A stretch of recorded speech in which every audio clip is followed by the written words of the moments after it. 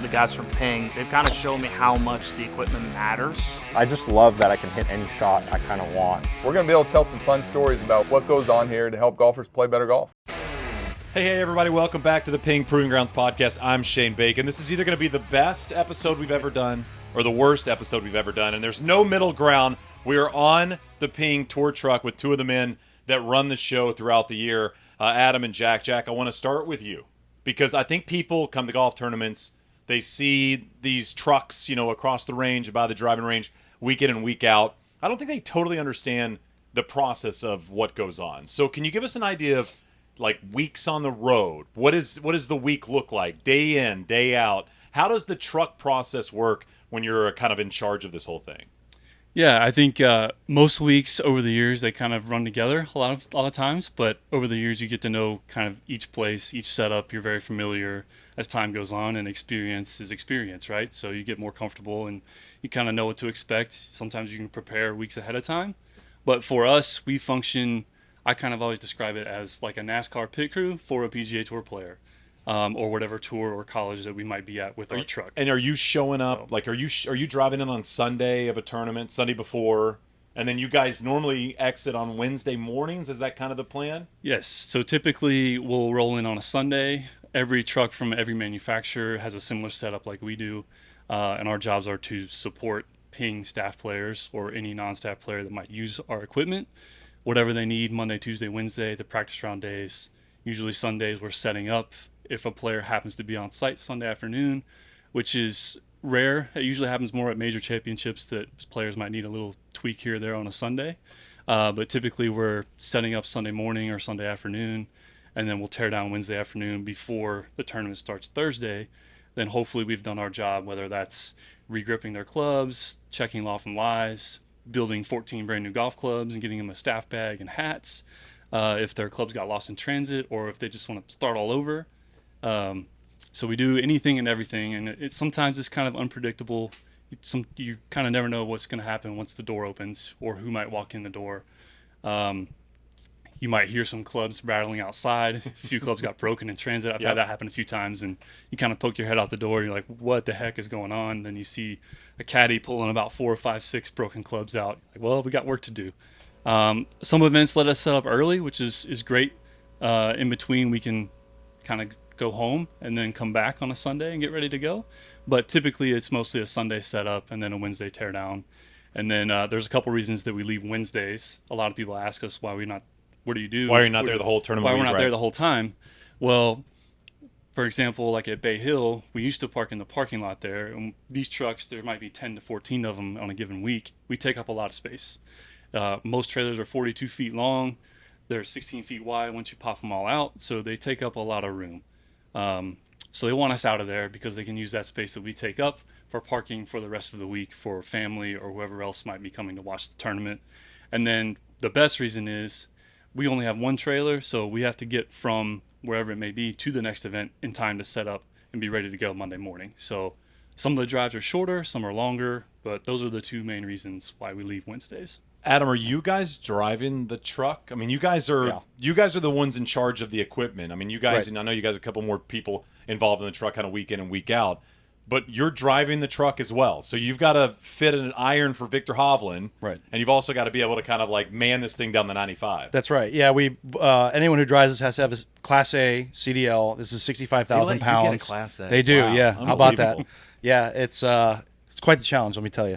But no, it's eventually, like anything, the more you do it, the more you get comfortable. We do say 40 to 50,000 miles on this a year, which actually isn't a lot for an over-the-road type truck. I mean, this is a full 18-wheeler. We have to follow all the regulations for hours, driving, also working. So yeah, it's a full-on 18-wheeler. So we do drive it, but then also have to build. And like Jack was saying, as we go and we do week in and week out, a lot of times we go to the same venues, and sometimes it's super challenging. It will be, say, Detroit. We have to get them literally within a couple inches of each other. Like every one will be in a row within a few inches. That's the only way we can fit in that parking lot. Other times it's single file. Other times it's an open field, and it's really easy to get in and out. So you have to really be able to do all those different places, because most of these country clubs aren't built to hold 12 to 13, 18 wheelers. So that's part of the logistics of getting this week in, week out. So. Are you guys both, like, if you're driving from venue to venue, so you're leaving Wednesday, obviously you got to get it to wherever you need to get it to. Sometimes, as you mentioned, Jack, sometimes you're going Texas to Texas. Sometimes you might be going, over a few states. Are you guys both in the truck? Are you guys both involved in that, or do you guys take time? I'm gonna drive after Riv, and you're Right. gonna take it after Pebble. Is that kind of how it goes? Yeah, I mean, we took turns. We usually take turns. We'll kind of do a leapfrog, if you will. I think when the PGA was at Oak Hill, we had the Byron Nelson in Dallas, the PGA at Oak Hill, and the week after was in Fort Worth. So those golf courses are maybe 30 miles apart, Right. and we drove whatever it was, 3,000 or so miles. for 3 events. Yeah, for It's one of three those where you different want to be like, events. is everybody good with their clubs at Rochester? Yeah. Because I don't think we want to get it all the way up there. And so the nice thing is, like, I took it there, worked the event, and Jack took it down to Fort Okay. Worth. I was able to get home, and that's typically how it works with our team. We do that kind of thing. There was one time though that we tandem drove, which is when two people drive at the same time, and that was we had to do PGA Were at you Harding like Park. pedals and he was wheel, or who was Yeah, that? actually, right. Yeah, It was actually 2020. It was the PGA, which was Yeah. at Harding Park Yep. that year in August. It's COVID the year, schedule yep. kind of got adjusted Right. due to COVID, but I took it up to Harding Park from Phoenix, and then I drove to Flagstaff after working Harding Park, picked up Adam in Flagstaff, then we hightailed it together to Greensboro to get Yeah. it there in time for the Wyndham. So, yeah. and ironically, we were actually the first truck there, and we had to travel the farthest distance because we That's were the right. only one that went from Harding Park to Greensboro. So that's Yeah. definitely one of the longest drives. that's So a- that one we had to do together. That's a in time. hike. That's a hike. Do you guys like have seniority on who gets to pick the music or the podcast, or do you guys kind of one of you naps and one of you drives? If it was up to me, I'd be napping the whole time. It's hard to but- nap and drive, but yes, I understand what you're Yeah, saying. true. No, usually it's the guy who's driving. Like gets to if, pick. if you're driving, you're on the radio and you can do the pods. We talk a lot too, and we've known each other for a really long time, so we get along well, I think. Yeah, and absolutely. Sometimes. so yeah, it's usually the guy who's driving. But that doesn't happen very often. That's pretty rare, and it's because of the hours. Like I was telling you, we have federal hours that mandate how long we can drive. Right. When there's two of us in the car in the truck, now we can go much further because we can take turns. Jack, you were talking a little bit about scheduling, and you mentioned there's just one Ping Tour truck. So you could be at the Solheim Cup, you might have to go to PGA Tour events. How do you lay the schedule out? And if you're, let's say you're not at a PGA Tour event for a week because there's something else going on, what do those players do if the Ping truck's not there? Typically, if the truck isn't typically our trailer goes to most PGA Tour Okay. events, at least all the ones that we can feasibly get to. If there are other things that are come up in the schedule, it's kind of our job to figure out how to get it there between the two of us, and then we kind of manage, who's going to work the event, and what rep's going to be on site as well. Because typically with this trailer, we have 5 people that travel with it every week. Okay. So I always describe, say, Adam in my role, we are like the pharmacist in the trailer. Okay. Then you have Kenton, Spencer, Dylan. They're like the doctor. So they spend more time on the range or on the course with the players, and then they write a prescription, whether it's an order for a new club, and we fill it out. That would be a good analogy to use, kind of how we do our roles. But we've all known each other for a really long time. We all started at Ping around the same time, and then worked our way through customer service, went to the fitting department, so we all have fitting knowledge. So we can wear many hats if we need to, which is nice. Some weeks not everybody's there.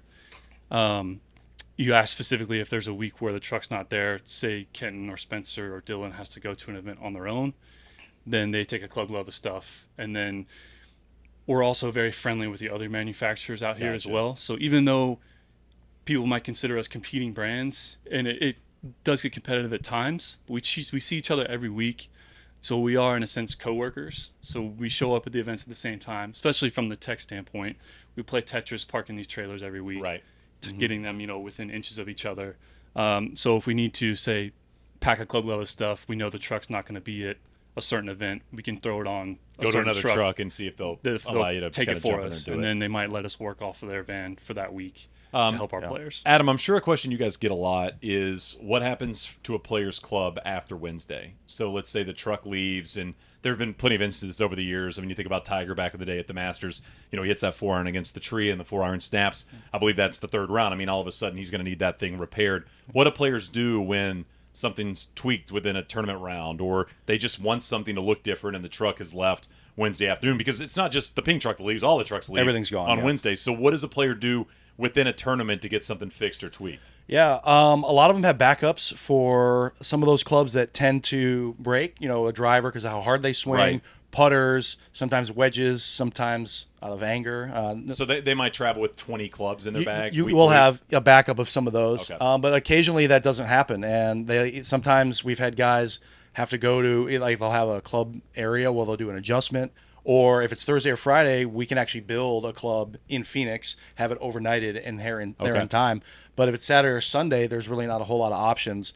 We have had a few situations where we have had to actually pop the trailer out wherever we were, and fix something for them so that they can do it if we were close by. I mean, this is literally So- like pulling over on the side of the road in theory, pop the side out, regrip a club, ship it however you can ship it, closest Right. shipping center. I mean, it's really kind of that adaptive, if you will. Basically, yeah.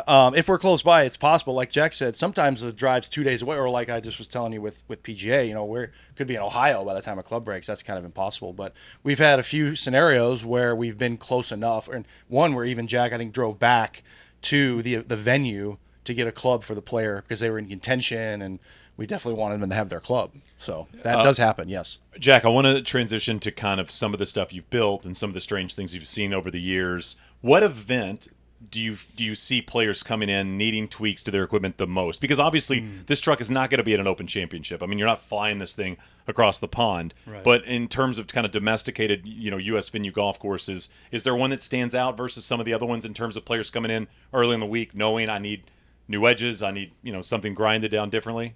Yeah, and I think, again, over the years, you kind of learn what those events are. So a lot of times we can prepare in advance for that. I would say the tournament where we get the most tweaks is probably the U.S. Open, just because they do play at one of the events that's at a different venue every year.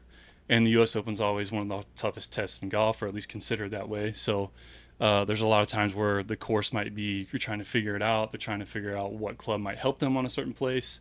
For example, like Wingfoot, had a lot of high lofted fairway woods requests that week. Torrey Pines, the same thing that year. So we actually built some 9 woods that got requested. Oakmont was another one that comes to memory. I had a couple players wanting to try a high lofted fairway wood that week as well. British Open, we do have a European Tour event as well. So there are weeks where you can anticipate certain things. So sometimes we'll build ahead of time, and then other times the golf course dictates a lot. So once the players actually see it, then maybe on Tuesday, Wednesday, they'll come and ask, like, hey, actually, I think I might need this for this week, whether that's a higher lofted fairway wood or a stronger driving iron type club. Little extra distance, so try to build a longer length driver with lower loft, something like that. So we do a lot of that kind of thing, but I'd say US Open or PGA, just because those are your high profile events that change venues quite a bit. Yeah, the golf course changes. Yes. I mean, you go to Riv, you kind of know what you're preparing for Masters, Riviera, you but you kinda go to know what Augusta, to you know what expect. Augusta. Yes. You said something interesting about the lofted woods and preparing or getting yourself set up. How many clubs travel in the truck? Because let's say 20 players come in and want 9 woods. Yeah. I mean, you have to have 29 wood heads. So what are we talking in terms of volume of golf clubs within the truck?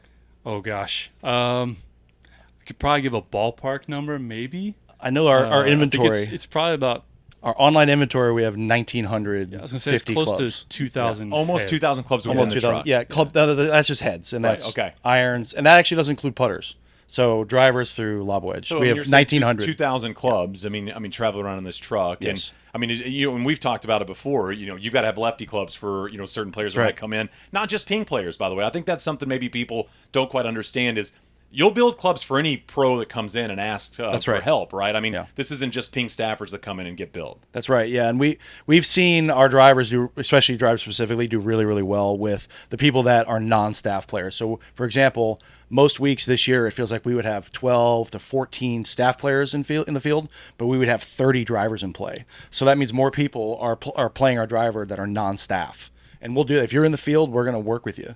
And there's a little bit of an ecosystem, if you will, out here where if a staff player from another manufacturer is coming to us, like there's a little, it can get a little, hectic there because there's some personalities, but also sure. there's some contracts involved, and so you have to be careful when that happens. But with those non-staffers, like if you're here, we're here to help you, and we want you to get in our clubs. All right, Adam, let's get in the weeds. Which player kind of currently on tour, and you can go across both tours if you want, is the, let's say, easiest to build clubs for? They don't necessarily care too hardy on like the specs and things like that. And let's say, who is the most particular about their golf clubs being built? Wow. Right now, easiest. I mean, it's hard with not to say Saw. I mean, Sahith Theegala, he's just so easy going out there when we work with him. Obviously, just an incredible player. He's in a great place with his game.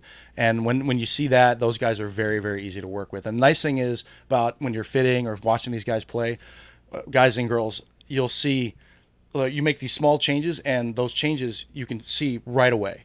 Like if you guys like, hey, I'm hitting it a little bit too low. We add a little half degree loft, bang, it starts hitting their window. And that just makes your life so much easier because of how consistent they are. As far as the most particular, I don't know, Jack, you might have to jump in on this one while I think about it.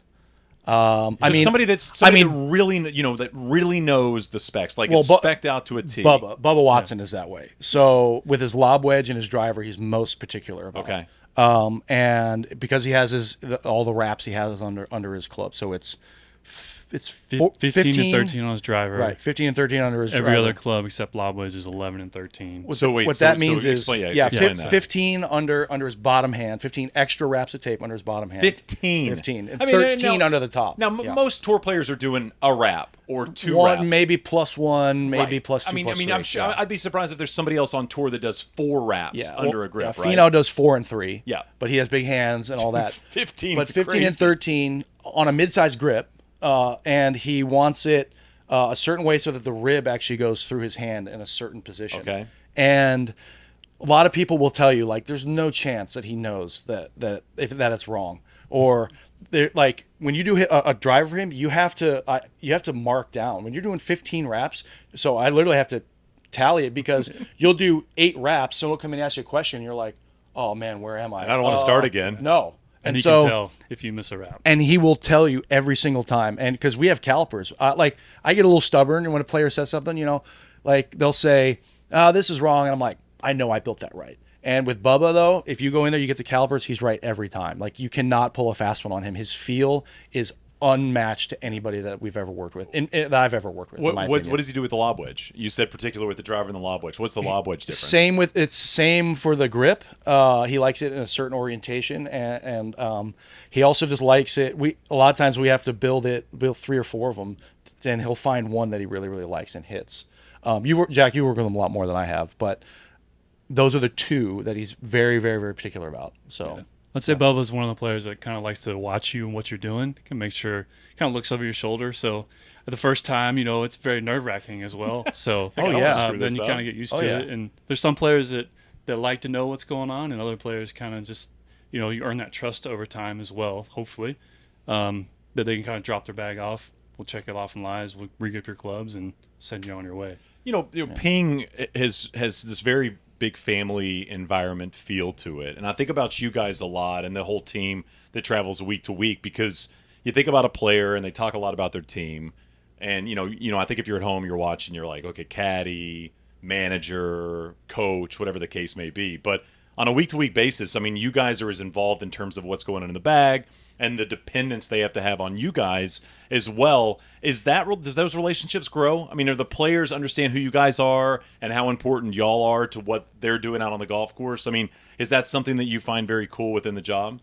Oh, without a doubt. And that's one of I think the coolest, most special parts about the job is that, obviously we're not the ones out there hitting the golf shots. They are, but you do feel like you have a small part in somebody's success. And when they're in contention on a Sunday, you may have built, say, the driver that they're using that week, or the new wedge or new iron or new high lofted wood, and they hit a great shot with it. That's a very rewarding feeling. Right. And we are very much a family oriented company. And I think one of the things that separates Ping from everybody else, no matter who you are, like genuinely to the core, whether that's an engineer to out here on tour to our sales team, we genuinely want to help you play better golf. And that speaks through our product and through our people, and we love to see you have success and enjoy golf. Yeah. So from us, for our standpoint, to see somebody win, hoist a trophy on Sunday, that's as good as it can get. And I'm assuming players will come in at him and say, "Yo, I love this 9-wood," or "Man, the tweak on the driver's been great." Like the feedback from them has got to be rewarding as well. Yeah, absolutely. And like he said, seeing Victor Hovland go out and hoist a trophy back-to-back weeks, FedEx Cup, all that, like it's just nothing better than the feeling. And obviously, yeah, they're hitting the shots, but we do get to build them. And yeah, the clubs that we built went on to win the FedEx Cup. Like, and we're grinding over it. Like, we're not the type that leaves on Wednesday. We don't have golf on. Like, we are golf nuts. Yeah, you're all paying of attention. us. We have a group text with everyone on our team, with our boss Christian. And I remember specifically I don't remember what tournament it was, but there was a guy in contention, and I was driving to the venue, and you can't text and drive, especially in this thing, which I don't do. Just so everyone knows. Everybody at home, he does Do not text and drive. Don't text him when he's driving. That's right. Take the pledge. Don't text and drive. I don't do that. So I got to a rest stop. Went to go to the bathroom. I look at my phone. I have 200 text messages. And I'm like, what is going on here? And I saw there was one of our guys in contention. That just shows, like, we very much care. Like, we are watching all of our guys and girls, and we are just grinding over their success, because that's why we do what we do. Like, we get paid to do it, but we love doing it. It is so great getting to watch all the success we have out there. It's just so rewarding. Adam, I know you're a great player. I mean, you can go out there and win golf tournaments. Something we've talked a lot about before the podcast. Going a recent play at Papago, no big deal. Big winners, broke 70. You had a moment at the PGA. I believe it was either this year or last year. You don't always get to hit golf shots at a golf tournament, but there was an opportunity for you to hit a drive at the PGA Championship. How did that go? Did that go well? Look, I worked all day. I mean, just back-breaking work back there. So in the we're going to tour start trailer. with excuses. Yeah, that's right. Okay, That's sure right. That's we're how it clear on works. this. We were building clubs. It's Oak Hill. A lot of demand for our product because it's so good, obviously. And so I'm tired. I'm sore. It's late in the day. I go out to see a player. Seamus is out there. Great friend of the tour trailer, Seamus, and his caddy Simon. But I had a driver that we were testing with another player, similar to my spec, and Seamus was like, "You should tee one up here right now." And I was like, "Nah, I can't do that." And one of the volunteers is behind me, and he goes, and he's a PGA guy. He said, "I'll give you $50 to hit a tee shot." I'm like, "You know what I would do for $50?" It's a free $50. I mean, you're come giving me on. here. I'd be Sure, way I'll worse. hit one on a range at a major. Fine, big twist my deal. arm, that's right. So I peg it and took a swing, and it went all of about 20 yards right into the tall grass and probably rolled out to about 23 yards. So didn't get the nod for maybe the marker that week. Not No. the PGA. They weren't going to invite you in there. They were not, and that volunteer, you know who you are, did not pay me the $50. So if you're out there, I'm still waiting for it. We'll throw his Venmo in the notes in Yeah, the show yeah, notes, please, so yeah. people can get a feel for that. That's right. What's the strangest club you've built over your years of dealing with tour players? Is there a club that comes to mind that you mentioned Nine Woods, and I feel like maybe 2 years ago to hear Nine Wood on the podcast might have been a bit shocking. I feel like they're more in play now. You're seeing Absolutely. one. I just got a Nine Wood. Bill built me one. Loving it. I'm loving the Lofted Woods, by the way. I'm super into that right now. Yeah. But is there a club that stands out that was weird, strange, unique, different than what you typically build for tour players? That should be an easy question, but there's been several over the years. I'm trying to think of one that's really stuck out. I kind of always go back to my first year on the van. What year was that? The U.S. Open at Chambers Bay. So it was So 2015. 2015, Yeah. And we had a player come in on Monday morning and decided that this is Monday of the U.S. Open. They wanted 14 new golf clubs, an inch shorter than what they currently played. Okay. So that's a little off the wall, kind of not what you would typically expect, especially at a major championship. And he ended up playing very, very well that week. But that was kind of when we were kind It's of a whole new looking at each other like, bag. it's a whole new bag, and it's a whole completely different setup than what he had. How many iterations of that did you have to go through till he was comfortable playing those? I mean, was that build it, give it to him, he went out there and was happy, or Yeah. was that he was good to go? It was one of those things that he had an idea in his mind. He'd done the research. He Okay. researched it himself. He's like committed before he even showed up. This is what I want to do. And it literally driver through putter an inch shorter than what he currently was playing, and went out and played great. Crazy. I mean, Adam, do you have one? Do you have one that comes to mind in terms of a weird club you've kind of tinkered with, or weird questions from a player? That was similar. Louis Ninewood, I think we built for him, was like 39 inches, maybe. Like, I called it his little baby Ninewood. The other one, it's not for a ping player, but it was for Hideki. It was a swing trainer. His Okay. guy came in. He's got a guy who does all his clubs, and he had like a steel shaft with a grip on it, and their trailer wasn't here, so he needed help building this swing trainer. It was like a ball, like a keychain ball kind of thing you put on your keys. Okay. Attached to a large like screw, and we had to epoxy it into the tip of the shaft and let it cure. And he was doing some drill with this ball and this steel shaft, and I was like, I mean, it's Hideki. I mean, he master champion, One of the Japanese best players in the world. icon. Sure, let's do it. Who am I to say no? Is that a priority thing though? I mean, if somebody comes in that's not a ping staffer and they ask for something off the wall, like can you get can you do a trainer golf club? Yeah. I mean, is that sure. go down the priority list in terms of what you need to build, or do you kind of just like take the request and run with them? Yeah, it depends on how we're doing that day. You know, Okay. if we have a big queue, but yeah, in general, we'll do it. Yeah, like I said, we're here to help them play, and if they need a swing trainer or some sort of device, we put putter grips on 7-irons for players, not small ones. You know, big like those big flat cats we've had. Put them on there. We'll do it. Yeah, whatever they need. Jack, if the entire crew that runs the tour truck played a 72-hole golf tournament, who's running out victorious? Oh gosh. Who's the betting favorite? Let's say that. Ooh boy. Tread lightly here. I think we're all a pretty competitive bunch. Some more. I mean, you can say you if you want. I'm okay with it. Some more hourly than others, I would say. But Well, I mean, I think Adam's talked about his win 12 times. It's true. Hey, I'm assuming Adam's the most vocal about it. I think honestly, it would be you put us all on a tee. We had us play 72 holes. It would be very close at the end. You guys ever do it? No, we play occasionally. like 9 after work on occasion. Yeah. But Jack's being very modest, and I've said this a million times. Jack played Division I golf.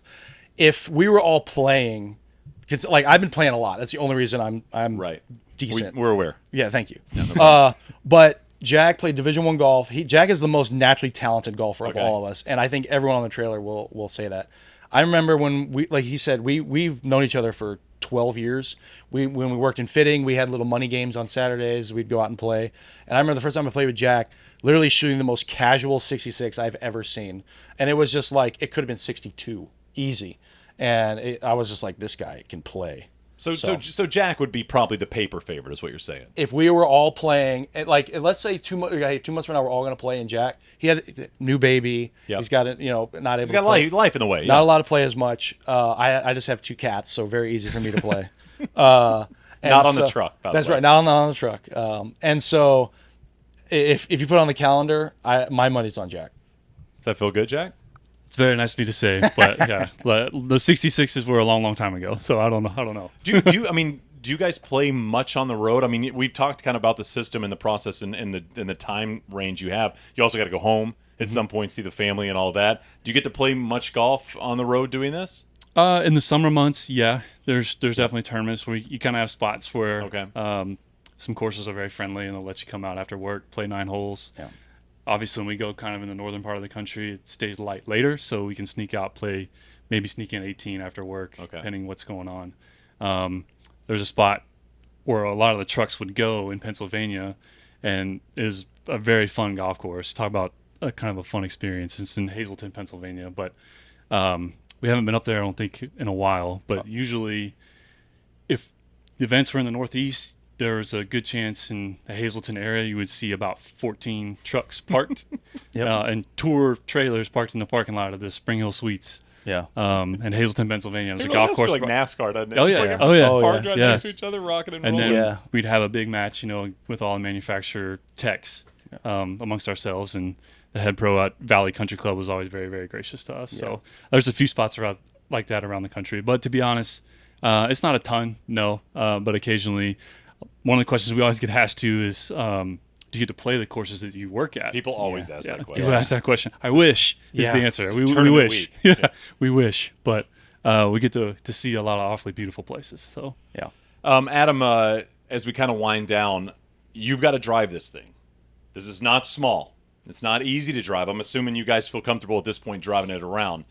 Do you get recognized on the road? Do people honk, wave, do weird stuff like that? I mean, it says ping pretty loudly along the side, as most of them do. Right. And what's maybe your scariest moment with the truck? Have you had anything that's been iffy, scary, whatever the case may be? Yes, it happens. I mean, when you're on the road as much as you have, you see some ugly accidents. For you sure. see Amazon trucks turned over with packages everywhere, and I wonder any of my It's not a golf packages. club, that's right. Yeah, so you see that. I had a couple in going down from Donner Pass, down from the Reno area down into Sacramento.